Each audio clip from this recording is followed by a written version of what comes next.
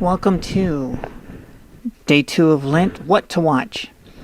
Okay, on day 1 we watched The Hiding Place from 1975, the story of Corrie ten Boom and her family as they were hiding and protecting Jews during World War II in the Netherlands. So the next day I decided, well, there was a sequel made in 2013 called Return to the Hiding Place, so I'll take a look at that because The Hiding Place turned out to be fabulous and it was a great movie to watch on Ash Wednesday. So let's try this on day 2. Okay, so I watched Return of the Hiding Place, and it's, nope. All right, so let's get into the review. First, the technical details, which are going to overlap a little bit with the story details. There are jump cuts aplenty in the movie that make the movie almost impossible to be coherent. There's a scene where there's a truck that's racing away from being captured. It shows it going off into the distance, and then the next scene you see an overhead of the village, and then you see two guys running who I don't think were in the truck, and the guy that was in the truck that was trying to get away. It's just like, what happened to the people in the truck? I have no idea what happened to the people in the truck, and who are these people I'm watching now that are all of a sudden running and hiding? Oh my god. There's a scene where it's supposed, remember, Return to the Hiding Place. It's supposed to have to do something with the ten booms. I didn't know that the ten booms were even in the movie until the credits started to run at the end, and it showed their pictures and it said, and what happened? I'm like, wait a minute, that was the ten booms? I'm watching the movie for the second time right now. I'm not done with it.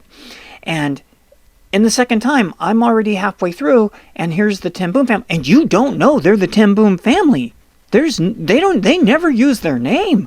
So how are you supposed to know that you're watching the ten boom family when they don't use their names? They call the women madam. They don't call them they don't call them Mrs. ten Boom. They don't, nothing. You have no clue. So first of all, they have the truck racing away, goes to who knows where, and then you get new characters. And if they're not new characters, sorry, they look just like, what happened to the little girl? What happened to the guy in the back? Okay, so that happens. Then you have a scene where one of the rebel guys, who's apparently the lead, and I'm saying this watching it for the second time, apparently the lead, okay, so he's dressed like a girl to be in disguise so the Germans don't capture him, but he's wearing no makeup, and so he looks nothing. He looks like a guy in a dress.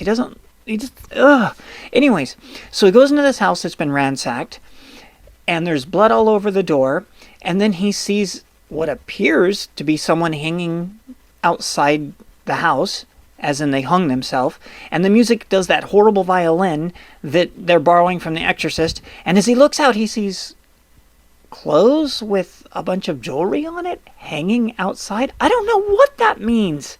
I don't know who it belongs to. Who ransacked the house? Whose house is he in? What? I have no clue what that scene was for. Then, the next moment, you see him and this guy that looks a lot like Screech from Saved by the Bell, and the Screech guy's giving him boy clothes so he can dress like a boy instead of a girl, and I'm like, who the frick is Screech? What is this dude? What was the house? This movie makes no sense whatsoever. It's the directing. The acting is mostly good.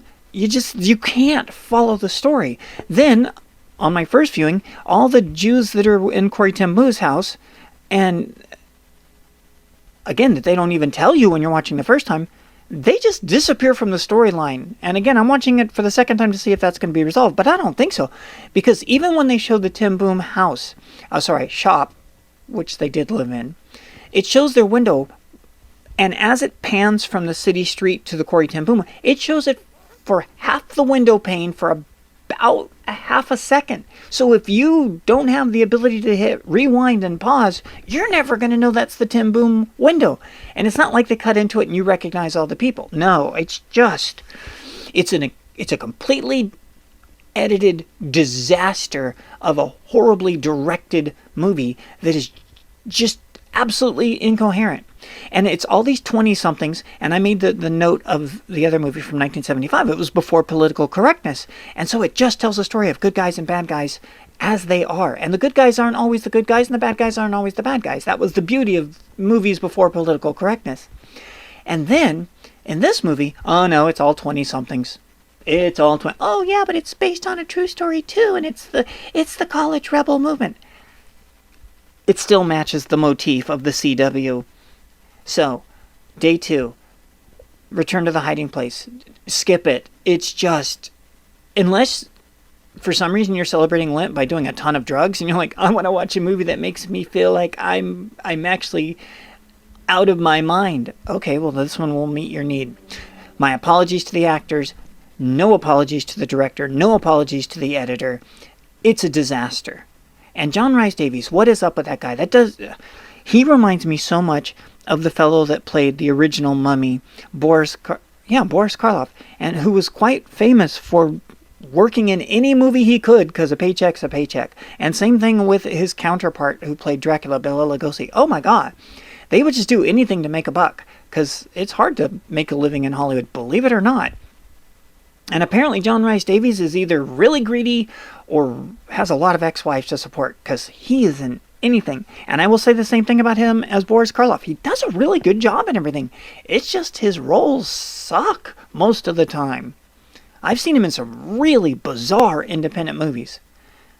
This being one of them. Okay, end of review. Happy Lent, day 2. I'll be coming at you with a day 3 as soon as I can, because I still have to work and everything else. And hey, there's coronavirus out there. All right. Thanks for watching. We'll see you in the future.